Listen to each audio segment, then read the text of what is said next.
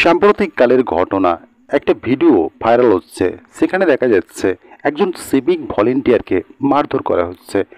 মারধর করছে কারা?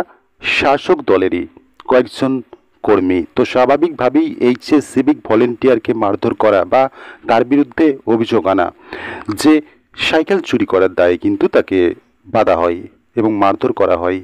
এছাড়াও তার বিরুদ্ধে যে অভিযোগগুলো রয়েছে, দুর্ব্যবহার, অসামাজিক কাজের সাথেও যুক্ত রয়েছে বলে অভিযোগ এই সিভিক ভলেন্টিয়ারের বিরুদ্ধে। কার্যত তারপরেই কিন্তু শাসক দলের ওই যে সমস্ত কর্মীরা এই সিভিক ভলেন্টিয়ারের বিরুদ্ধে অভিযোগ তুলে তাকে মারধর করছে হাত পা বেঁধে। তো স্বাভাবিকভাবেই এটা কিন্তু এই ঘটনাটা যখন সামনে আসছে তখন কিন্তু প্রশাসন নড়ে চড়ে বসছে। এই ঘটনাটা ঘটেছে বুধবার আমতার পৌর থানার অন্তর্গত বসন্তপুর বাজার এলাকায়। সেখানেই কিন্তু এই যে ঘটনা ঘটে, কার্যত তারপরেই কিন্তু প্রশাসন নড়েচড়ে বসছে এবং সেই সমস্ত ব্যক্তিদের বিরুদ্ধে কিন্তু পদক্ষেপ গ্রহণ করছে। যে সমস্ত শাসক দলের কর্মীরা ওই সিভিক ভলেন্টিয়ারকে মারধর করেছিল, সাথে কিন্তু এই সিভিক ভলেন্টিয়ারের বিরুদ্ধেও পদক্ষেপ গ্রহণ করা হয়েছে। এই সিভিক ভলেন্টিয়ারকে কার্যত কান ধরে উঠবোস করানো হচ্ছে, কোমরে দড়ি পরিয়ে, এমনটা কিন্তু ভিডিওতে দেখা যাচ্ছে। তো তার বিরুদ্ধে যে অভিযোগটা উঠেছে, এই যে সিভিক ভলেন্টিয়ার, তিনি রাজ্যের মুখ্যমন্ত্রীর সম্পর্কে বেশ কিছু মন্তব্য করেন, যেগুলো অশালীন বা অপ্রীতিকর কথাবার্তা।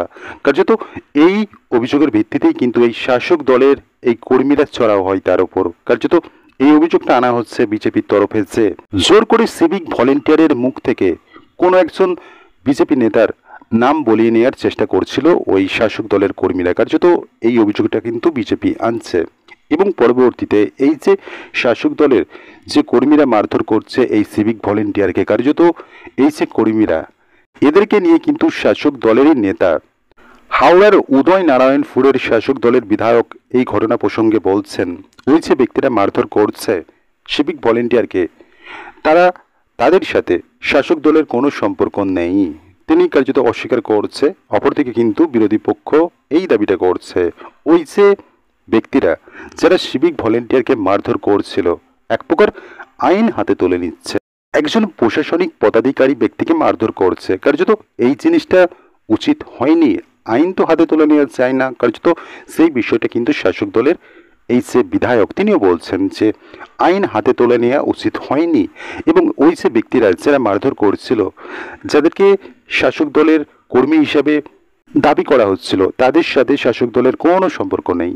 এই ঘটনায় হাওড়া জেলা গ্রামীণ পুলিশের সুপার সুবিমল পাল বলেন যে এই মারধরের ঘটনায় দুজনকে গ্রেপ্তার করা হয়েছে এবং পাশাপাশি এই যে অভিযুক্ত তার বিরুদ্ধেও পদক্ষেপ গ্রহণ করা হয়েছে এবং কর্তব্যে গাফিলতির জন্য পৌর থানার ওসিকে ক্লোজ করা হয়েছে।